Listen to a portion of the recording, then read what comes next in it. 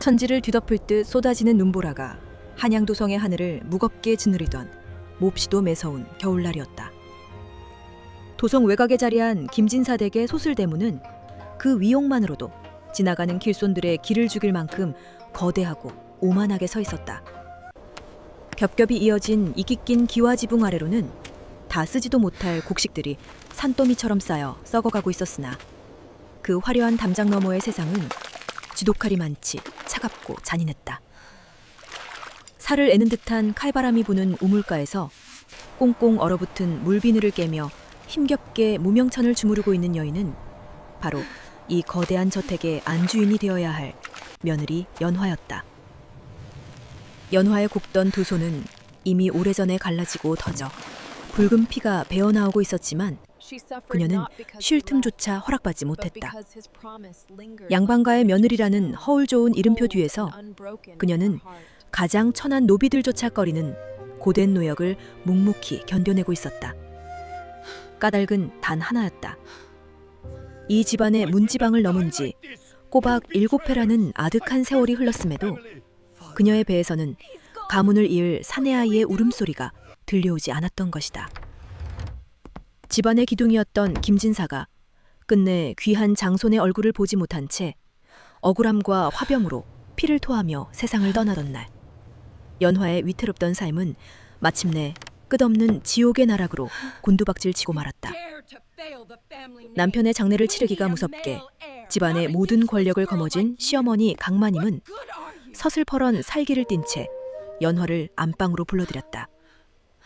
상복을 입은 강마님의 눈빛은 밖에서 몰아치는 눈보라보다 더 차갑고 도끼 어린 기운을 내뿜고 있었다.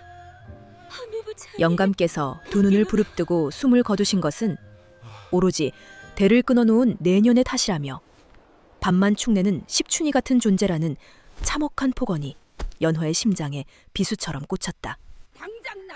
연화는 방바닥에 납작 엎드린 채 그저 피가 나도록 제 입술만 깨물며 참아내야 했다.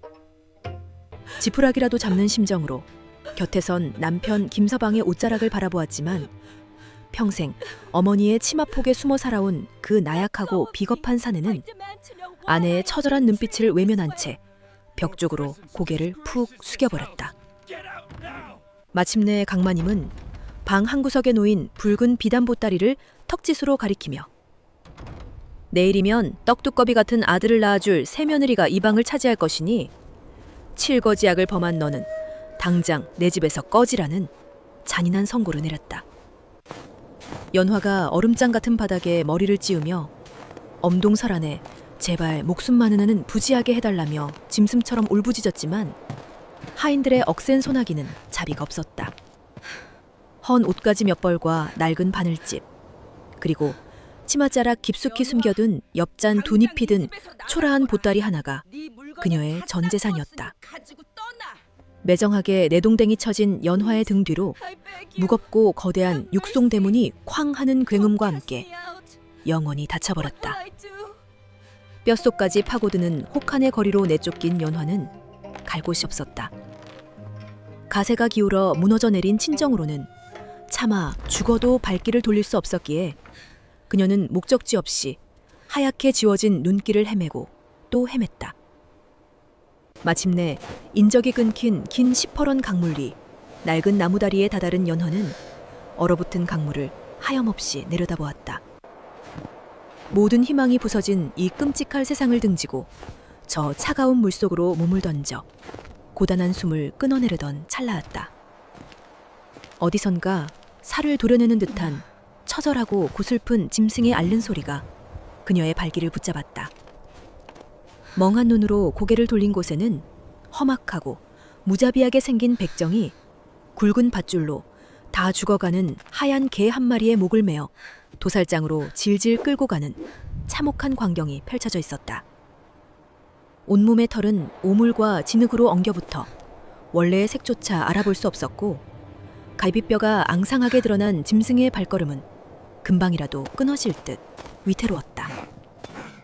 바로 그 순간 절망과 고통으로 가득 찬 짐승의 젖은 눈동자가 허공을 가르고 연화의 시선과 부딪혔다. 아무런 잘못도 없이 세상으로부터 버림받아 죽음을 향해 질질 끌려가는 그 작고 가여운 생명에게서 연화는 참담하게 짓밟힌 자기 자신의 처지를 보았다. 그녀는 홀린 듯이 달려가 백정의 앞을 가로막았다. 그리고 덜덜 떨리는 손으로 자신의 목숨 줄과도 같은 전 재산, 엽전 2잎을 꺼내어 백정의 거친 손에 쥐어주며 그 짐승의 목숨을 구걸했다. 뜻밖의 횡재에 낄낄거리며 백정이 밧줄을 던져주고 사라지자 연화는 차가운 눈밭에 주저앉아 악취가 진동하는 마른 짐승을 품에 꼭 끌어안았다. 짐승의 앙상한 몸에서 전해지는 아주 미약하고 가녀린 온기가 얼어붙어 죽어가던 연화의 심장을 다시 뛰게 만들었다. 연화는 개의 짓무른 눈가를 자신의 치맛자락으로 다정히 닦아주며 비록 지금은 시공창을 구른 모습이나 본래는 눈처럼 희고 고귀했을 터이니 앞으로는 티 없이 맑고 깨끗한 삶을 살라는 간절한 염원을 담아 백구라는 이름을 지어주었다. 그 따뜻한 음성을 알아듣기라도 한 듯 백구는 연화의 거친 손등을 까슬까슬한 혀로 핥으며 힘없이 꼬리를 흔들었다. 세상 천지에서 철저히 버림받은 두 생명은 사람들의 발길이 끊기고 도깨비터라 불리며 흉흉한 소문이 도는 깊고 아득한 산속으로 스며들었다. 그들은 10년은 좋게 비어있었을 법한 반쯤 무너져 내린 초가집에 위태로운 둥지를 들었다. 끼니를 이을 양식조차 없어 언 땅을 파헤쳐 캔 마른 칡뿌리와 질긴 나무 껍질로 연명하는 지독한 굶주림 속에서도 연화는 단 한 번도 백구를 홀대하지 않았다. 그녀는 자신의 줄인 배를 움켜쥐면서도 항상 백구에게 먼저 먹이를 양보했고 밤이면 산짐승들의 울음소리에 떨면서도 서로의 체온에 기대어 모진 겨울밤을 견뎌냈다. 짐승과 마음을 나누는 삶이 짐승만도 못한 사람들과 살던 박진사 댁의 비단 이불 속보다 1000배만배 따뜻하고 평안했다. 연화의 그 지극한 선의와 헌신은 마침내 무심하게 닫혀있던 하늘의 문을 열어젖혔다. 산천이 분노한 듯 먹구름이 몰려오고 하늘에 구멍이 난 것처럼 장대비가 쏟아지며 천둥 번개가 온 산을 뒤흔들던 어느 끔찍한 밤이었다. 비바람에 덜컹거리는 문짝을 부여잡고 두려움에 떨고 있던 연화의 곁에서 갑자기 백구가 몸을 일으켰다. 어둠 속에서 번뜩이는 백구의 두 눈은 마치 도깨비불처럼 기이하고 섬뜩한 푸른빛을 강렬하게 뿜어내고 있었다.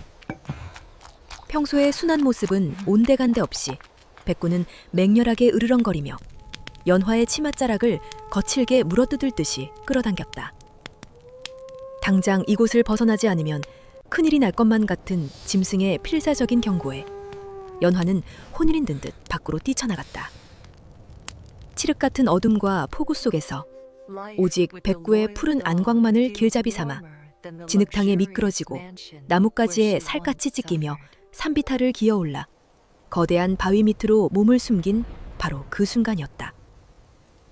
등 뒤에서 천지가 개벽하는 듯한 엄청난 굉어과 함께 산의 절반이 깎여 내려가는 거대한 산사태가 발생하여 그들이 조금 전까지 머물던 초가집을 흔적도 없이 무자비하게 집어삼켰다.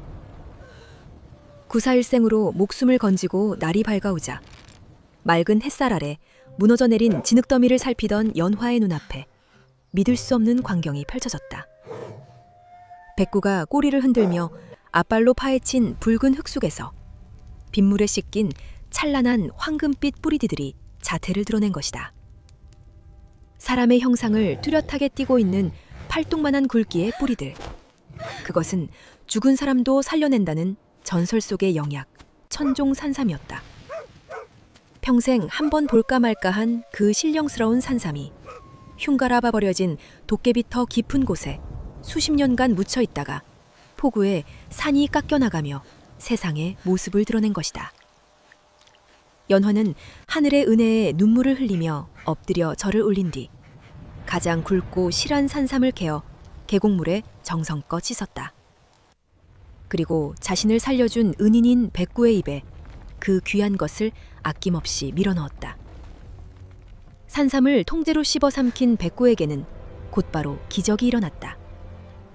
늙고 병들어 듬성듬성하던 낡은 털이 순식간에 빠져나가고 그 자리에 눈부시게 빛나는 새하얀 털이 폭포수처럼 돋아나기 시작했다. 흐릿하던 눈동자는 새벽별처럼 형형하게 빛났고 절뚝거리던 다리에는 강인한 근육이 솟아올랐다. 초라한 유기견은 온데간데 없이 사라지고 마치 산신령을 호위하는 장엄하고 위맹한 신수의 모습으로 장엄하게 탈바꿈한 백구는 하늘을 향해 우렁찬 포효를 내질렀다. 그로부터 3년이라는 세월이 흐르는 동안 세상의 운명은 완전히 뒤집혀 있었다. 천종산삼을 판 막대한 자금으로 연화는 산사태가 났던 그 도깨비터 일대에 버려진 땅을 모조리 사들였다. 사람들은 귀신신 흉지를 산다며 비웃었으나 놀랍게도 그 땅은 천하의 기운이 모인 절세의 명당이었다. 극심한 가뭄이 들어 온 나라의 논밭이 쩍쩍 갈라질 때도 연화의 밭에서는 밤사이 내린 이슬만으로 곡식이 푸르게 살아났고 홍수가 나면 신기하게도 물줄기가 그 땅만 비켜갔다. 연화가 부린 씨앗은 아이 팔뚝만한 굵기에 벼이삭이 되었고 독 항아리만한 무가 되어 돌아왔다. 그녀는 타고난 총명함과 명당의 기운을 바탕으로 한양 일대에서 으뜸가는 막대한 부를 일구어냈다. 황금빛으로 일렁이는 끝없는 들녘 한가운데서 윤기나는 최고급 비단옷을 차려입은 연화는 자애롭고 위엄 있는 미소를 지으며 가난한 백성들에게 곳간을 활짝 열어 쌀을 나누어주고 있었다. 이제 한양의 어느 누구도 그녀를 쫓겨난 며느리라 부르지 않았고 모두가 우러러보는 연화 부인으로 칭송했다. 그 눈부신 영광의 자리 곁에는 거대하고 늠름해진 신수 백구가 언제나 그림자처럼 그녀를 든든하게 호위하고 있었다. 백구는 기이한 영험함으로 소담이 길을 나설 때마다 앞길의 흉몽을 막아주며 그녀의 절대적인 수호신이 되어주었다. 반면 연화를 매몰차게 내쫓고 헛된 부귀영화를 영원히 누릴 줄 알았던 김진사댁에는 끔찍하고도 소름 끼치는 인과응보의 피바람이 불어닥치고 있었다. 연화의 빈자리를 꿰차고 들어온 젊고 교태 넘치는 새 며느리는 얼마 지나지 않아 떡두꺼비 같은 사내아이를 낳으며 집안에 큰 병사를 안겼다. 귀한 장손을 품에 안고 기쁨에 눈이 멀어버린 강마님은 판단력을 상실한 채 집안의 모든 곳간 열쇠와 수천마지기의 땅 문서가 들어있는 권리의 상징인 인장 한마저 그 젊은 첩실의 소나귀에 통째로 넘겨주고 말았다. 그것이 호랑이 아가리에 스스로 머리를 들이미는 짓인 줄은 꿈에도 모른 채 말이다. 겉으로는 살가운 척하던 첩실은 사실 저작거리에서 악명 높은 흉악한 투전꾼과 내통하고 있던 파렴치하고 사악한 여인이었다. 두 남녀는 강마님이 내어준 김진사 댁의 모든 집문서와 땅 문서를 담보로 악독한 고리대금업자들에게 막대한 돈을 빌려 빼돌렸다. 그리고 깊은 어둠이 내려앉은 어느 금은밤, 첩실은 집안의 모든 금은보화는 물론 강마님이 제 목숨보다 귀하게 여기던 핏덩이 손자까지 포대기에 꽁꽁 싸서 품에 안고 칠흑 같은 어둠 속으로 흔적도 없이 도망쳐버렸다. 다음 날 아침 날이 밝기도 전에 험악한 빚쟁이 수십 명이 몽둥이를 들고 대문을 부수며 들이닥쳤을 때 강마님은 텅 빈 요람과 먼지 하나 남지 않은 금고를 보고 비명을 지르며 그 자리에서 피를 토하고 쓰러졌다.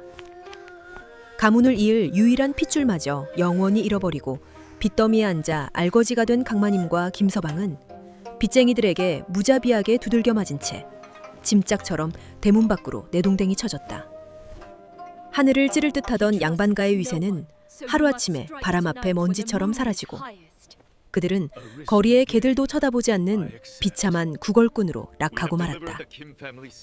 뼈를 깎는 듯한 매서운 굶주림과 지독한 추위에 시달리며 남루한 누더기를 걸친 두 모자는 나무지팡이에 의지한 채 이 고개 저 고개를 넘어 하염없이 떠돌았다. 그러다 우연히 인심이 후하여 거지들에게도 쌀밥을 내어준다는 어느 대단한 거상의 저택 앞까지 흘러들어왔다. 그곳이 바로 한양 최고의 부호 연화 부인의 으리으리한 기와집인 줄은 꿈에도 모른 채 그들은 거대하고 위압적인 대문 앞에 엎드려 며칠을 굶었으니 제발 밥 한 술만 적선해달라며 처절하게 울부짖었다. 구걸하는 그 익숙한 목소리에 안채에서 장부를 짚어보던 연화의 눈동자가 서늘하게 가라앉았다. 그녀는 천천히 마루로 걸어나와 대문 밖에 참담한 풍경을 내려다보았다. 때에 절은 누더기를 입고 바닥에 엎드려 있는 두 사람은 다름 아닌 자신을 눈밭해버렸던 시어머니 강마님과 전 남편 김서방이었다. 연화의 곁에 앉아있던 백구가 그들의 악한 기운을 감지하고 낮고 위협적으로 으르렁거리며 털을 곤두세웠다. 연화는 조용히 백구의 머리를 쓰다듬어 진정시킨 뒤 차가운 목소리로 하인에게 명했다. 저 문 밖의 거린들에게 백구가 어젯밤 먹다 남긴 찌꺼기를 깨진 바가지에 담아내어 주라는 명령이었다. 하인이 대문 밖으로 나가 생선가시와 찬밥이 뒤섞인 개밥을 쏟아주자 허기에 이성을 잃은 강마님과 김서방은 그것이 무엇인지 가릴 틈도 없이 바닥에 엎드려 짐승처럼 허겁지겁 음식물 찌꺼기를 두 손으로 집어 삼켰다. 얼굴에 밥풀이 묻는 줄도 모르고 더러운 줄임배를 채우고 나서야 두 사람은 밥을 더 얻어먹을 심산으로 굽신거리며 안채의 높다란 마루를 올려다보았다. 그리고 그 순간 마루 위에서 찬란한 비단옷을 입고 자신들을 싸늘하고 압도적인 눈빛으로 내려다보는 위험 있는 여인의 얼굴을 확인한 두 사람은 벼락이라도 맞은 듯 망연자실하여 쩍 벌어진 입을 다물지 못했다. 그녀는 10여 년 전 자신들이 칠거지약을 운운하며 짐승만도 못하게 짓밟고 눈밭에 무참히 내쫓았던 며느리 연화가 아니던가. 무거운 정적을 깨고 연화의 목소리가 서늘한 겨울바람보다 더 날카롭게 허공을 갈랐다. 우리 집 개가 먹다 남긴 밥의 맛이 어떠하냐며 묻는 연화의 음성은 뼛속까지 시리도록 내목했다. 연화는 덜덜 떠는 그들을 향해 천둥처럼 매섭게 꾸짖었다. 과거 당신들은 나를 개만도 못한 취급을 하며 내쫓았으나 이 말 못하는 미물은 은혜를 잊지 않고 내 목숨을 구하여 나를 이 자리에 서게 했다고 일갈했다.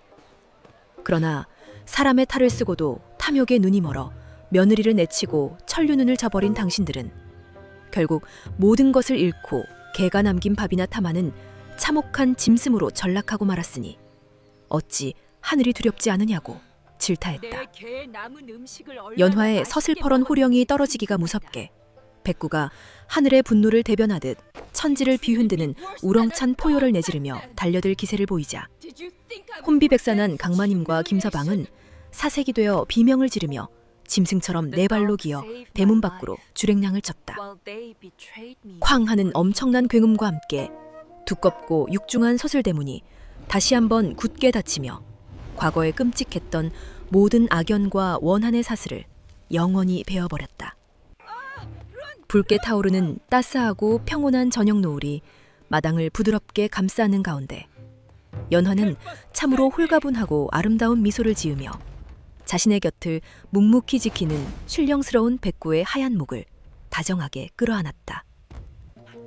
선한 마음을 잃지 않은 자는 마침내 찬란한 빛을 보고 악한 탐욕에 찌든 자는 결국 스스로를 파멸의 늪으로 이끈다는 불변의 거대한 순리가 한양 도성 넘어 온 조선 땅에 지워지지 않는 아름다운 전설로 남아 영원히 전해지게 되었다.